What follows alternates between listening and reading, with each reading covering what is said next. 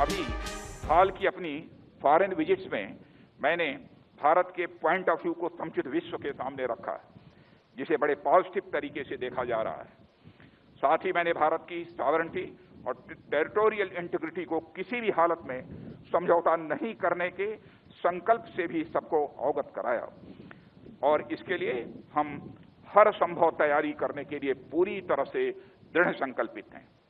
और मुझे गर्व है कि हमारी सेना की इरादे लोहे के जैसे मजबूत हैं। साथियों, मैं आज यहां भारतीय वायुसेना के साथियों को बधाई देना चाहूंगा कि सीमा पर हाल में हुई दुर्भाग्यपूर्ण घटना के दौरान यलेशी के पास भारतीय वायुसेना ने जिस तेजी और सूझबूझ से कार्रवाई की, वह आपके कमिटमेंट को दर्शाता है। आपने फॉरवर्ड बेसिस पर जिस तेजी से अपने एसेट तैनात किए, वह एक भरोसा पैदा करता है कि हमारी वायुसेना अपने ऑपरेशनल दायित्वों को पूरा करने के लिए पूरी तरह से हर समय तैयार है। भारतीय वायुसेना ने ऑनगोइंग ऑपरेशंस में जो तेजी और पैनापन दिखाया है, उसने निश्चित ही सभी पोटेंशियल एडवर्सरीज को हमारे देश के इरादे के बारे में एक स्पष्ट संदेश दे दिया है। We are adding a new chapter in Ambala's and Indian Air Force's glorious history by resurrecting the golden arrows at this base, from where they will have the ability to rapidly access our areas of interest.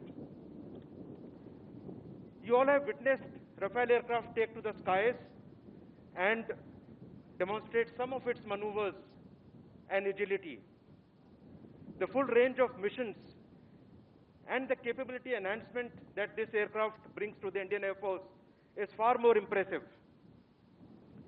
What we see today is a result of a decisive action by the government to break the impasse in the MMRCA procurement and the prompt action by the Ministry of Defense to acquire 36 aircraft under IGA between the governments. This induction could not have happened at a more opportune time, considering the security scenario today. On behalf of the IAF, I would like to express our deep gratitude to all those who have made this complex acquisition possible and this historic day for the IAF a reality.